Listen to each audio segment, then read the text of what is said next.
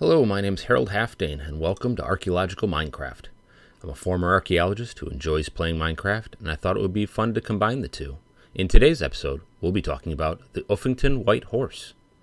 The Uffington Horse is a Bronze Age to early Iron Age chalk pictogram cut into the hillside of Berkshire Downs near the modern cities of Swindon and Farringdon.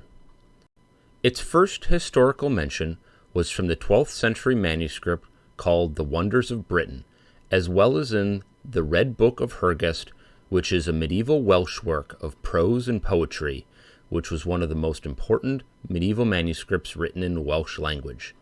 It gets its name from the red leather binding and dates to 1375 to 1425 AD.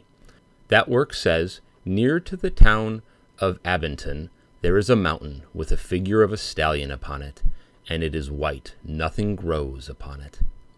Archaeologists in the past didn't have a good idea of when the Uffington Horse dated to, or who constructed it, with some antiquarians believing it dated to the Celtic era, others from the Anglo-Saxon era, even going so far as to attribute it to Alfred the Great himself.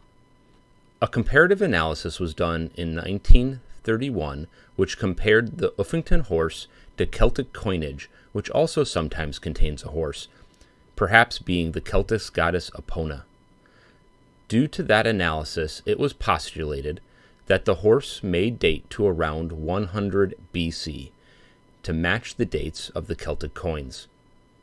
In 1990, another analysis was done on the chalk hill figure, which was able to put a definitive date on the Uffington Horse by using optically stimulated luminescence, which determined the figure dates between 1380 BC and 550 BC. This is how archaeologists know that it dates all the way back to the Bronze to early Iron Age, and thus is Britain's oldest chalk figure. Speaking of optically stimulated luminescence, let me describe what that is briefly. If you recall from episode 3, where I describe how radiocarbon dating works, and if you haven't watched that, please go and do so after you finish watching this episode. But anyways, you may recall that I mentioned that radiocarbon dating only works on organic material, and that it works by scientists measuring the radioactive decay of the trace amounts of radioactive carbon-14 in that organic material. With luminescence dating, scientists are able to measure the rate of radioactive decay in other trace isotopes from elements like potassium, uranium, thorium, and rubidium, in much the same way as radiocarbon dating does with C14.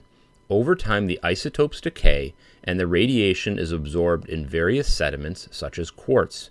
That means the quartz in the silt deposits used in the horse were able to be dated directly, thus producing the date range described previously. Another interesting thing about the Uffington White Horse is what's called the scouring of the horse. In 1755, a series of regular festivals called the Scouring of the White Horse were held.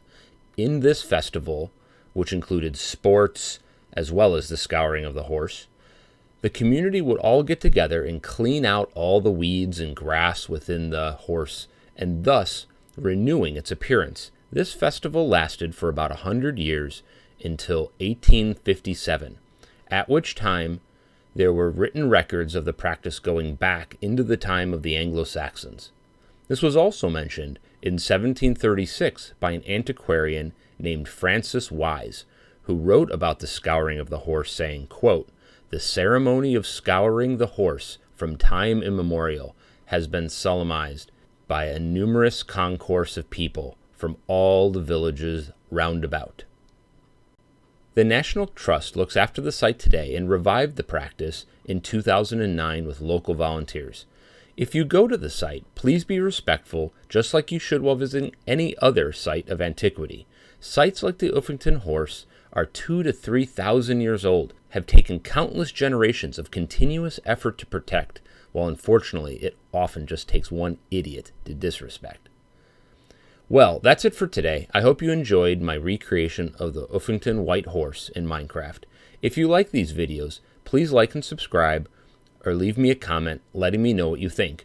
Also, if you like the series or watching me recreate archaeological structures in Minecraft, please check out my other videos in the series. Thanks, and bye for now.